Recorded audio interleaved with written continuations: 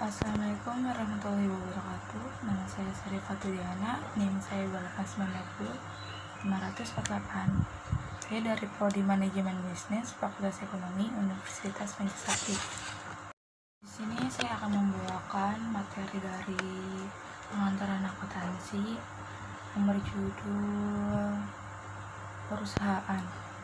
Perusahaan adalah suatu organisasi di mana sumber daya input dasar seperti bahan dan tenaga kerja dikelola serta diproses untuk menghasilkan barang atau jasa output kepada pelanggan. Contoh dari jenis-jenis perusahaan. Dari perusahaan jasa yaitu terdiri dari Disney, Garuda Indonesia, Marriott Hotel, Citibank, Telkomsel. Dari produknya itu terdiri dari hiburan, transportasi, hotel, keuangan, dan perbankan. Dan yang terakhir, telekomunikasi. Contoh jenis-jenis perusahaan dari manufaktur ialah terdiri dari Honda, Intel, Boeing, Nike, Coca-Cola, dan Sony. Kalau dari produknya itu terdiri dari mobil dan motor, komputer, pesawat terbang, sepatu dan pakaian olahraga, minuman, barang elektronik. Jenis dari perusahaan dagang, contohnya dari Carrefour, Kids Station, Electronic City, Lens End, Amazon.com. Kalau produknya itu terdiri dari barang kebutuhan sehari-hari, mainan, barang-barang elektronik, pakaian, buku, CD, dan produk-produk lainnya melalui internet.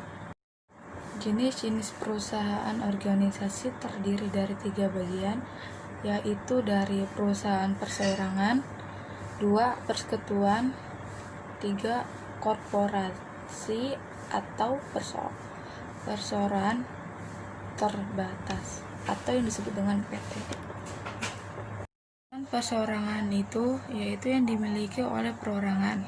Keunggulan dari perusahaan perseorangan itu terdiri dari kemudahan mengatur keuangan, biaya pengelolaan yang rendah. Kelemahannya dari perusahaan perseorangan itu 1. Sumber daya keuangan yang terbatas, 2. Kewajiban yang tidak terbatas. Persekutuan yaitu yang dimiliki oleh lebih dari 2 orang atau lebih dari individu. Keunggulan dari persekutuan itu yaitu 1. Sumber daya keuangan yang lebih besar dibandingkan dengan perusahaan perseorangan. 2. Tambahan keahlian manajemen. Kelemahan dari persekutuan yaitu 1. Kewajiban yang tidak terbatas. Korporasi yaitu dibentuk dengan berdasarkan peraturan pemerintah sebagai badan hukum yang terpisah. Keunggulan dari korporasi yaitu kemampuan untuk mendapatkan sumber daya dalam jumlah besar melalui penerbitan saham. Kelemahannya yaitu 1. Mengenakan pajak ganda. Pihak-pihak yang berkepentingan terhadap perusahaan yaitu perorangan atau entitas yang mempunyai kepentingan dalam menentukan kinerja perusahaan. Pihak-pihak yang berkepentingan terdiri dari 4 bagian, yaitu 1. Pasar modal yang memenuhi sebagian besar kebutuhan pendanaan agar perusahaan dapat memulai menjalankan usahanya. 2. Pasar barang atau jasa, termasuk pelanggan yang membeli barang atau jasa dari perusahaan serta pihak ketiga yang memasok bahan baku untuk perusahaannya. 3. Pemerintah memiliki kepentingan dalam kinerja ekonomi perusahaan. 4. Internal perusahaan, termasuk individu-individu yang dikerjakan perusahaan. Contoh dari pihak kepentingan yaitu dari internal memiliki manajer, karyawan. Dari eksternal itu dari pelanggan, kreditor, atau perusahaan pemerintahan. Etika bisnis, prinsip-prinsip moral yang menjadi dasar bagi perilaku yang etis. 1. Hindari dari pelanggaran yang kecil. 2.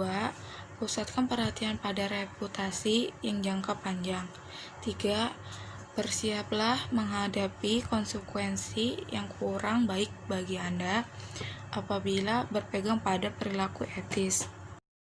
Profesi akuntan yang bekerja pada perusahaan bisnis atau organisasi nirlaba disebut sebagai akuntan swasta.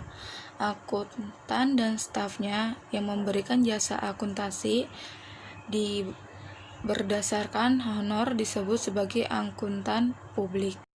Prinsip-prinsip akuntansi yang berlaku umum terdiri dari 4 bagian. 1. Konsep entitas usaha. Konsep ini mengharuskan agar aktivitas usaha dicatat secara terpisah dari aktivitas pihak-pihak yang berkepentingan. 2. Konsep biaya.